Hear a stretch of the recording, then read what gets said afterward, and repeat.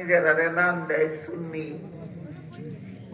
আর আপনারা যারা নবীর দরবারের আদব ঠিক মতে রক্ষা করেন আপনাদের কয় ওয়াহাবি। নবীর সাথে যারা বেয়াদবি করে এরা নাম ধারণ করছে সুন্নি, আর যারা আদব রক্ষা করে এদের নাম দিছে ওয়াহাবি। এই কারণে আমি কইয়া থাকি আমরা দেশের সুন্নি আর ওয়াহাবি হলো আনারস আর বেদানার মতো।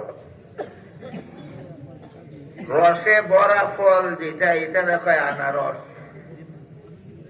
আর দানায় ভরা ফল যেটা এটা দেখো বেদানা। সুন্নতে ভরা দল যেটা এটা দেখো ওয়াহাবি, আর বিদাতে ভরা দল যেটা এটা দেখো সুন্নি।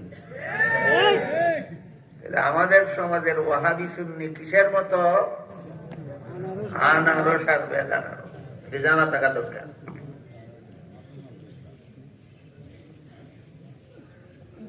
ফেসবুকে, ইউটিউবে বিভিন্ন বক্তার বক্তৃতা শোনার চেষ্টা করলেই দেখা যায় কতগুলি চাপাবাজ, বেদাতে পড়া পাত থেকে মাথা পর্যন্ত। আর সুন্নি সুন্নি সুন্নি দলের মুজাহিদ, সুন্নি দলের সংগ্রামী, সুন্নি দলের মহান নেতা, বেদাতি দলের মহান নেতারা সুন্নি দলের মহান নেতা। এই যে একটা বাটপারি দুঃখাবাজি সমাজে চলছে, এই ব্যাপারে আমাদের সতর্ক থাকতে হবে। আমাদের এই আয়াতের আলোকে কি প্রমাণ হইল আর সাফাবাজরা কি দাবি করে, এই পার্থক্যটা আমাদের জেনে রাখতে হবে।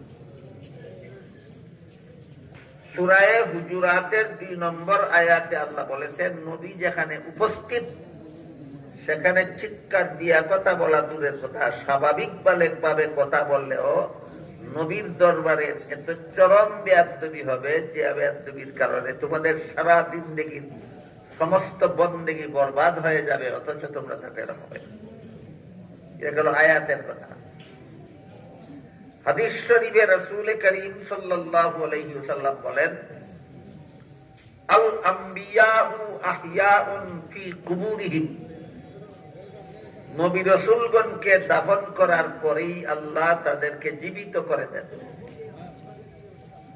জীবিত হওয়ার পর থেকে তারা রওজা শরীফের ভিতরে থাকেন।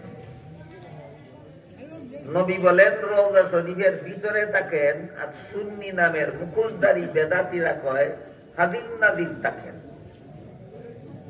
নবী বলেন রওজা শরীফের ভিতরে থাকেন, আর বেদাতি সাহাবাজরা কয় সর্বত্র হাদিম নাদিম থাকেন। তোর কথা মানবো না, নবীর কথা মানবো? তাহলে তোর কথা তো নবীর বিরুদ্ধে গেল। তুই আশিকে রাসূল না দুশমনে রাসূল?